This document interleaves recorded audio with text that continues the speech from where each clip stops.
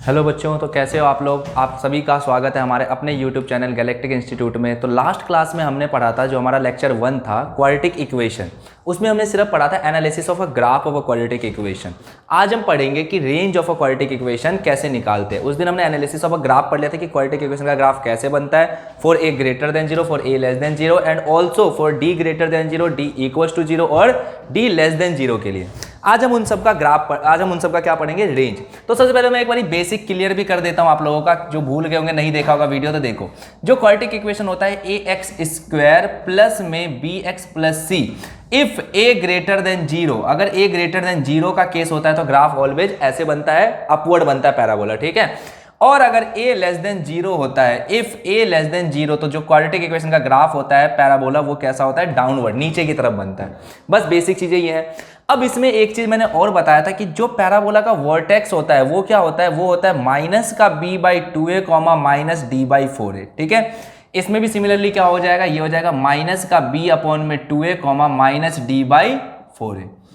यहां तक सबको क्लियर हो गया कि क्वाड्रेटिक इक्वेशन का ग्राफ कैसा बनता है, या तो अपवर्ड पैराबोला बनेगा या तो डाउनवर्ड पैराबोला बनेगा। अगर ए ग्रेटर देन जीरो है तो पैराबोला आपका अपवर्ड की तरफ बनेगा, और ए लेस देन जीरो तो पैराबोला डाउनवर्ड बनता है। अब इसका रेंज निकालने का देखो कैसे निकालते हैं।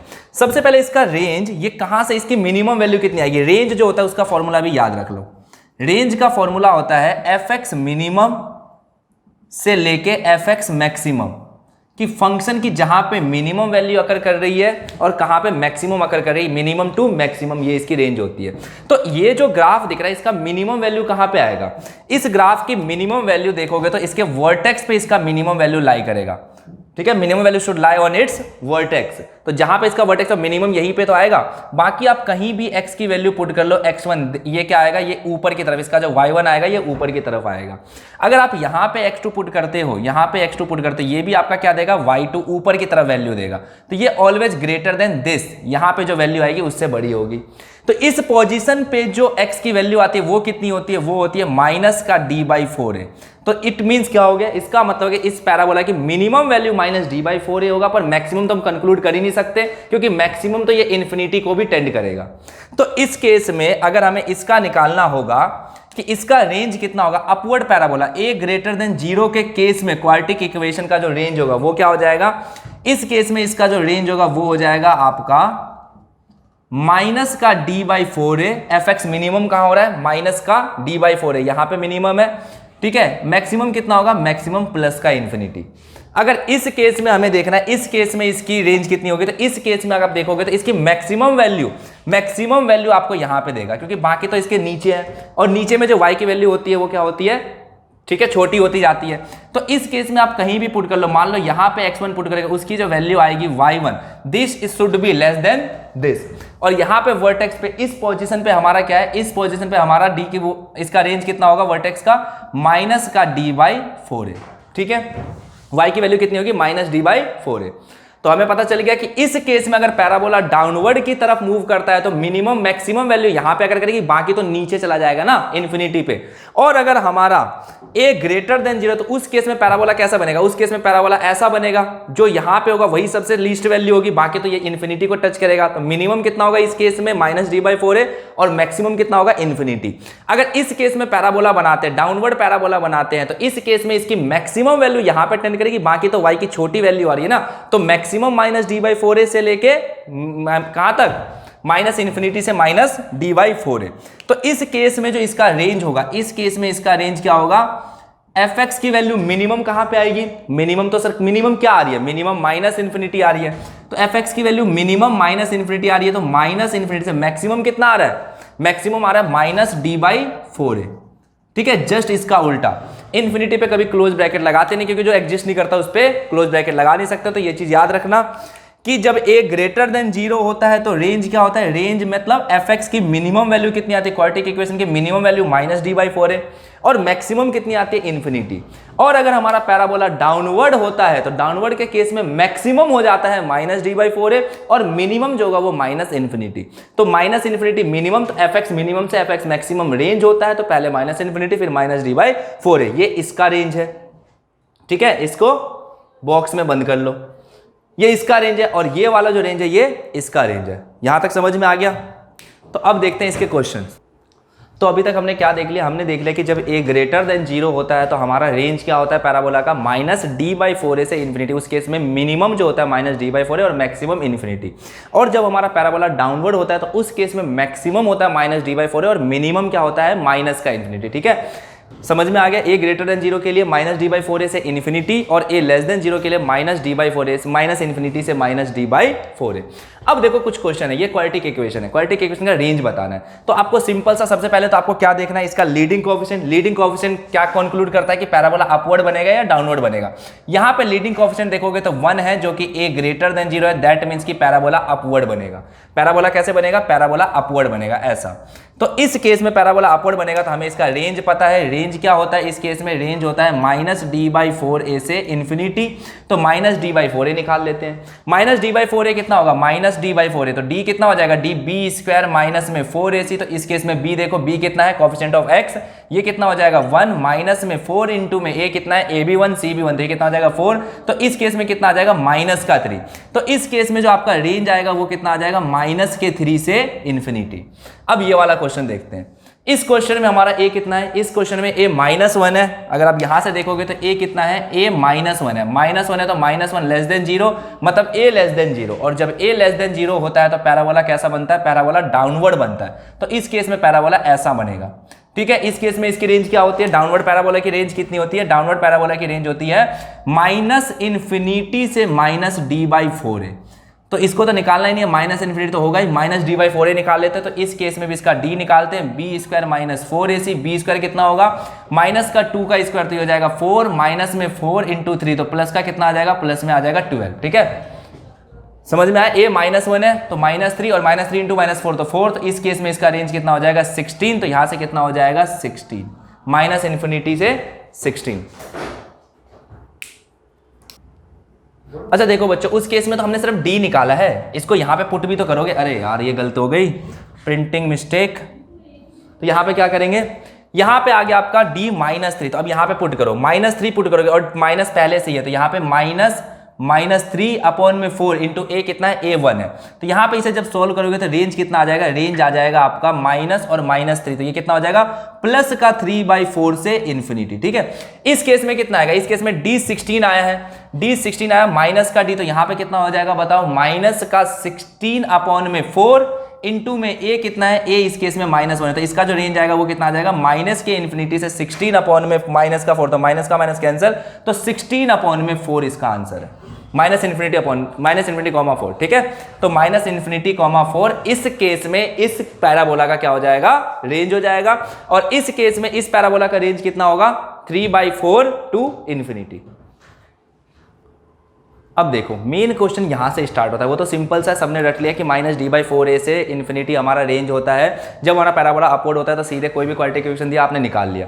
अब मेन का है जब आपका डोमेन को क्या कर दे, वो रेस्ट्रिक्ट कर दे। अब आपको पूरे रियल नंबर में नहीं बोला है, अब आपको डोमेन उसने रेस्ट्रिक्ट कर दिया। यहां पे देखो उसने बोला है कि नहीं, आप ना सिर्फ x जो है 1 से 3 के बीच में बताओ इसकी रेंज कितनी होगी। तो इस केस में क्या करते हैं, सबसे पहले तो पैराबोला बनाओ।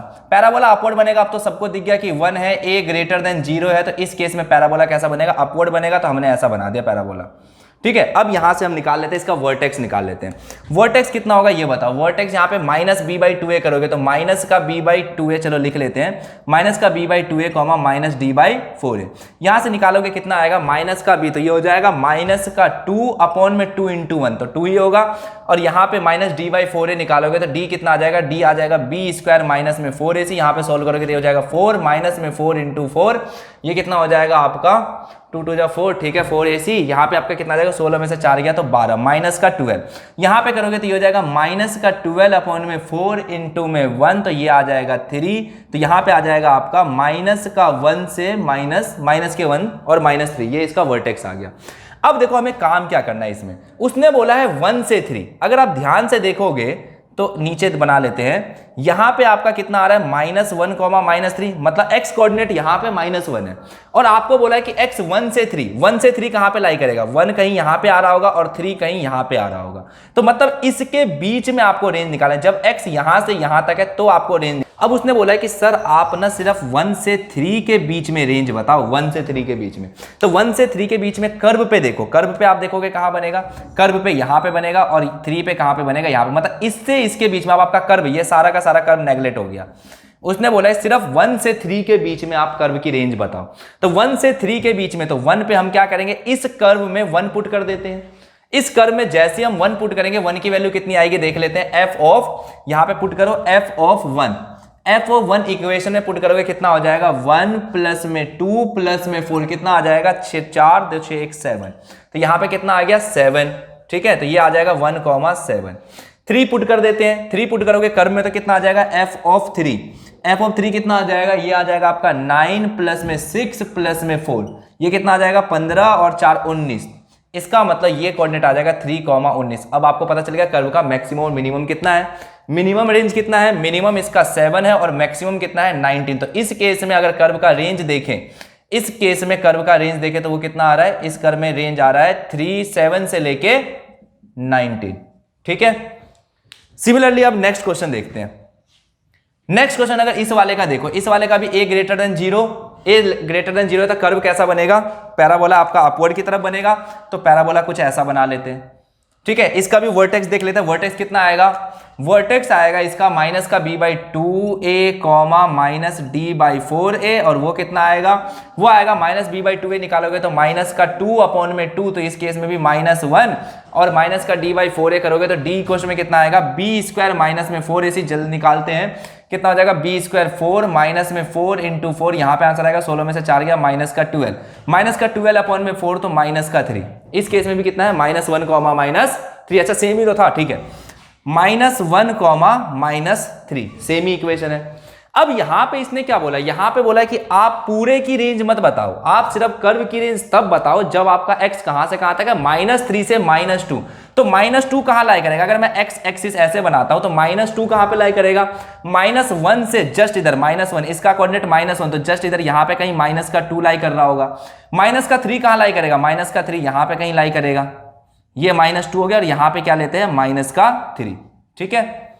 अब हमें बोल रहा है कि कर्व की रेंज आप सिर्फ इतनी वैल्यू में कर्व की रेंज बताओ। तो इतनी वैल्यू में कर्व कहां से कहां तक है, कर्व सिर्फ हमारा यहां से यहां तक है, तो ये पूरा का पूरा कर्व फिर से नेगलेक्ट हो जाएगा।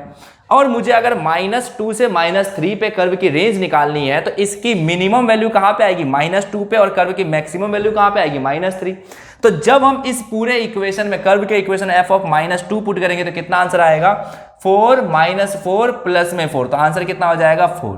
और जब हम f ऑफ -3 पुट करेंगे तो आंसर कितना आ जाएगा, तो आएगा 9 माइनस में 6 प्लस में 4, कितना आ जाएगा, यहां से ये जाएगा -2 और ये इसमें तो कितना आ जाएगा 7, ठीक है। तो इस केस में जो इसकी रेंज होगी पैराबोला की वो कितनी होगी, कहां से कहां तक, अगर x -2 से -3 तो रेंज कितनी होगी, रेंज होगी मिनिमम कितनी आ रही है, मिनिमम आ रही है 4 और मैक्सिमम कितनी आ रही है 7। तो इस केस में इसकी रेंज क्या होगी 4 to 7, मिनिमम 4 मैक्सिमम 7, ठीक है। अब देखो ये लास्ट टाइप का प्रॉब्लम रेंज पे, range of a quadratic equation. सबसे पहले हमने क्या देखा, जब सारे के सारे रियल नंबर के लिए उसने बोल दिया कि एप्लीकेबल है, तो सीधे सिंपल डोमेन क्या होता है, -d/4a से इन्फिनिटी, फिर ठीक है, जो हमारा a ग्रेटर देन 0 होता है, और a लेस देन 0 तो उस केस में क्या होता है -∞ से -d/4a। फिर उसने कुछ रेस्ट्रिक्ट किया था जिसमें वर्टेक्स इंक्लूड नहीं हो रहा था, हमेशा वर्टेक्स के आउटसाइड लाई कर रहे थे जो भी रेंज था। जैसे हमने पहले वाले केस में देखा था तो उसमें क्या था, वर्टेक्स के इधर की तरफ राइट हैंड साइड में पूरा का पूरा x की वैल्यू आ रही थी, दूसरे केस में वर्टेक्स के इधर की तरफ पूरे के पूरे x की वैल्यू आ रही थी। अब इसमें चेक करते हैं जरा कि ये जो रेंज, ये जो इसने x का डोमेन दिया ये कहां पे लाई कर रहा है। तो सबसे पहले पैराबोला ये तो दिख रहा है कि a ग्रेटर देन 0 है, तो a ग्रेटर देन 0 के लिए पैराबोला कैसा बनता है, अपवर्ड पैराबोला बनता है, तो अपवर्ड पैराबोला बना दिया। अपवर्ड पैराबोला, इसका वर्टेक्स निकालते हैं जरा, वर्टेक्स कितना आएगा, वर्टेक्स होता है माइनस का b/2a कॉमा माइनस का d/4a, माइनस का b/2a कॉमा माइनस d/4a, जरा निकालो कितना आ रहा है, माइनस का b/2a करोगे कितना आ जाएगा, माइनस का 1/2, माइनस का 1/4, माइनस का 1/4, और d निकालो जरा, d कितना आएगा, b² माइनस 4ac, तो b² माइनस 4ac यहां पे करोगे, b² कितना हो जाएगा 1 माइनस में 4 इंटू 2 इंटू 1, तो कितना आ जाएगा 1 माइनस में 8 कितना आ जाएगा माइनस का 7, ठीक है। तो यहां पे कितना आ जाएगा -1/4 कॉमा माइनस का 7। अब जरा x की वैल्यू पुट करते हैं। x की वैल्यू कहां से कहां तक बोला, उसने बोला है कि ग्राफ की रेंज बताओ जब x -1 से 1 तक है। ये -1/4 है, तो जाहिर सी बात है -1 इससे जस्ट लेफ्ट हैंड साइड लाई करेगा, -1 x पे कहीं यहां पे लाई कर रहा होगा। उसके बाद 1 कहां पे लाई करेगा, 1 कहीं यहां पे इसके राइट साइड में लाई करेगा, इसका मतलब 1 कहीं यहां पे आएगा। अब आप ध्यान से देखोगे तो इस वाली जो वर्टेक्स है वो इसके रेंज में इंक्लूड होगा। समझ में आया? पहले क्या होता था कि वर्टेक्स के राइट हैंड साइड में होता था x की वैल्यू, या तो वर्टेक्स के लेफ्ट हैंड साइड में होता था। इस बारी क्या है, जो वर्टेक्स जो आपकी x की वैल्यू है, x की वैल्यू आपकी वर्टेक्स के क्या है, वर्टेक्स उसके मिड में लाई कर रहा है, कहीं भी बिटवीन लाई कर रहा है। ठीक है, अब इस केस में ऐसे क्वेश्चन को कैसे करते हैं? ऐसे क्वेश्चन में डायरेक्ट नहीं बोल सकते कि सर जो भी हमारा दे रहा है इस पे हमारी मिनिमम वैल्यू देगा और इस पे मैक्सिमम वैल्यू देगा। पहले केस में तो बोल सकते थे, दूसरे केस में जो हमने किया था इसमें नहीं बोल सकते। क्यों नहीं बोल सकते? क्योंकि इस बार मिनिमम वैल्यू यहां पे और यहां पे नहीं मिल रही, इस बार मिनिमम वैल्यू इसके वर्टेक्स पे लाई कर रही है। तो कैसे करेंगे, इसकी मिनिमम वैल्यू कैसे निकालेंगे? जो जो x आया इसमें, एक तो x ये रहा -1, एक ये रहा, और एक x जो वर्टेक्स का x है उस पे निकाल लो वैल्यू। तो सबसे पहले पुट करो f ऑफ -1 कितना आएगा, -1 इक्वेशन में पुट करोगे तो यहां पे कितना हो जाएगा 2 -1 + 1, ये इससे कैंसिल, यहां पे आ जाएगा 2। उसके बाद f ऑफ 1 पे निकालो, f ऑफ 1 पे कितना आ जाएगा, ये आ जाएगा 2 + 1 + 1 कितना आ जाएगा 4। और एक f ऑफ -1/4 पे भी निकालो, -1/4 पे कितना आएगा, ये आ जाएगा 2 × में 1/16 माइनस में 1/4 + 1। इसको सोल्व करेंगे तो ये जाएगा 2 8, एलसीएम लोगे तो आएगा 8, यहां पे आएगा 1 - 2 + में 8। इसका आंसर कितना आ जाएगा 8 और 1 9, 9 में से 2 गया 7, तो 7/8। तो f ऑफ -1/4 पे कितनी आ रही है 7/8। तो इस केस में रेंज क्या होगा, रेंज होता है मिनिमम से मैक्सिमम। मिनिमम वैल्यू कितनी आ रही है, इस केस में जो मिनिमम वैल्यू आ रही है वो 7/8 आ रही है, और मैक्सिमम वैल्यू कितनी आ रही है, मैक्सिमम वैल्यू आ रही है 4। तो दिख गया, जब हमारा वर्टेक्स इंक्लूड होता है तो उस केस में क्या करते हैं, डोमेन के बीच में वर्टेक्स आता है, तो उस केस में हम पहले तो जहां से जहां तक हमारा डोमेन बोला है उस 2 क्रिटिकल पॉइंट्स पे निकाल लो। जैसे इसने डोमेन कहां से कहां तक बोला है, -1 से 1, तो इन दोनों पे निकाल लो, साथ ही साथ किस पे निकाल लो, अगर वर्टेक्स इंक्लूड है तो वर्टेक्स का जो डोमेन है उस पे भी निकाल लो fx की वैल्यू, और उनमें से देख लो किसकी मैक्सिमम है किसकी मिनिमम है। जो मिनिमम है उसको यहां पे लिख दो, जो मैक्सिमम है उसको राइट हैंड साइड में लिख लो, यही रेंज होता है। तो हमने 3 टाइप पढ़ लिए इसके, यही 3 टाइप आते हैं बेसिकली क्वाड्रेटिक इक्वेशन के। अगर ऑल रियल नंबर देगा तो क्या होता है रेंज, -d/4 से इन्फिनिटी, या तो -∞ से -d/4 है। और अगर हमारा डोमेन क्या करता है, वर्टेक्स के या तो राइट हैंड साइड में लाई करता है या लेफ्ट हैंड साइड में, तो जो डोमेन देता है उसकी इसी वैल्यू पे, जो भी डोमेन देता है जहां से जहां तक, उस पे और इस पे, ये जो होगा ये आपका fx मिनिमम देगा ऑलवेज, और ये जो होगा ये आपका fx मैक्सिमम देगा ऑलवेज। पर जब वर्टेक्स हमारा बीच में आ जाता है डोमेन के, तो उस केस में आप डोमेन पे तो निकालो ही निकालो, बीच में इसके वर्टेक्स पे भी निकालो, और इनमें से देख लो किसकी मैक्सिमम वैल्यू और किसकी मिनिमम वैल्यू है, बस आपको पता चल जाएगा वहां से इसकी रेंज। ये 3 टाइप के प्रॉब्लम बनते हैं range of a quadratic equation में। बस तो आज के लिए इतना ही, तब तक अपना ध्यान रखें। जय हिंद, जिंदाबाद।